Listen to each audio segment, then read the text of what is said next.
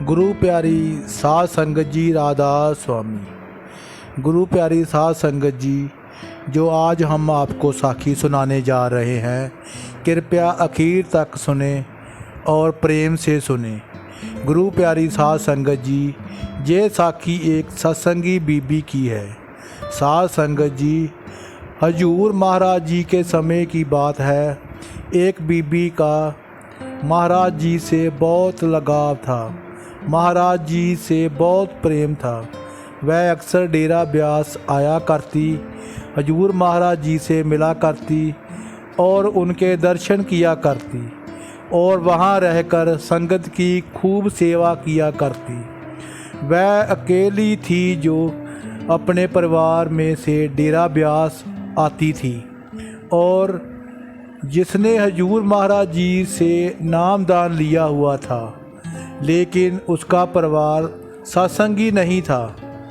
एक वही बीबी थी जो कि डेरा ब्यास जाया करती थी और महाराज जी के कहे अनुसार अपना जीवन व्यतीत करती। उनके घर वाले अक्सर उसे रोकते थे कि वे डेरे ब्यास ना जाया करे और कई तरह की मुश्किलें उसके लिए खड़ी करते थे, लेकिन फिर भी वह बीबी किसी भी तरह से कोई ना कोई बहाना बनाकर डेरा ब्यास में सेवा के लिए वक्त निकाल ही लेती थी और हजूर महाराज जी से कहा करती थी कि महाराज जी, मेरे परिवार के ऊपर भी दया मेर करो, उनको भी अपने चरणों के साथ लगा लो। वह अक्सर मुझे जहां आने के लिए रोकते हैं और मुझे सेवा पर नहीं आने देते। आप उन पर कृपा करो कि वह भी डेरा ब्यास आने लग जाएं और आपसे नाम दान ले लें। महाराज जी मुस्करा पड़े और बस थोड़ा सा सिर हिला दिया।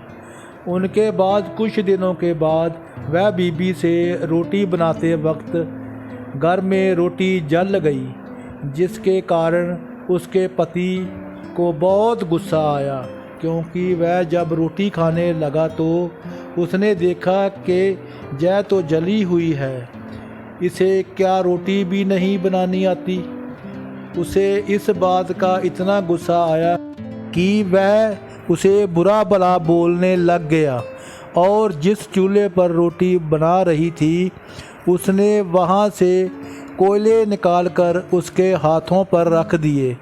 जब उसने ऐसा किया, वह बीबी ने उसी वक्त सतगुरु का ध्यान धरा और महाराज जी का सिमरन करने लग गई।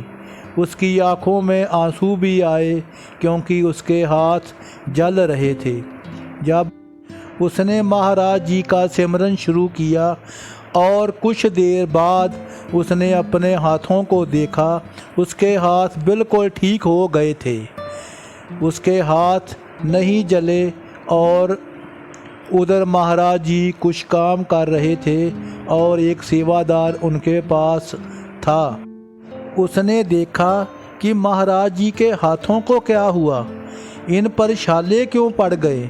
महाराज जी ने तो ऐसा कोई भी काम नहीं किया।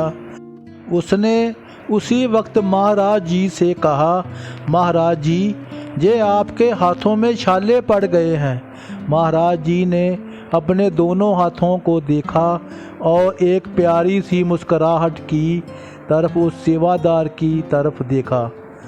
वह सेवादार हैरान रह गया कि महाराज जी के हाथों पर छाले पड़े हुए हैं और वह मुस्कुरा रहे हैं। साध संगत जी, गुरु हमारे लिए क्या क्या नहीं करता, सतगुरु हमारे लिए क्या क्या नहीं करते। वह हमारे कष्ट भी अपने ऊपर ले लेते हैं। वह जानते हैं कि मेरे बच्चे इन्हें नहीं झेल पाएंगे, तो वह हमारे कष्ट अपने ऊपर ले लेते हैं, लेकिन हम फिर भी उनका कहा नहीं मानते।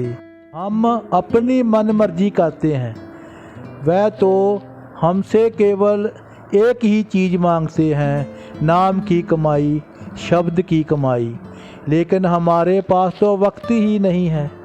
हमारे पास तो समय ही नहीं है।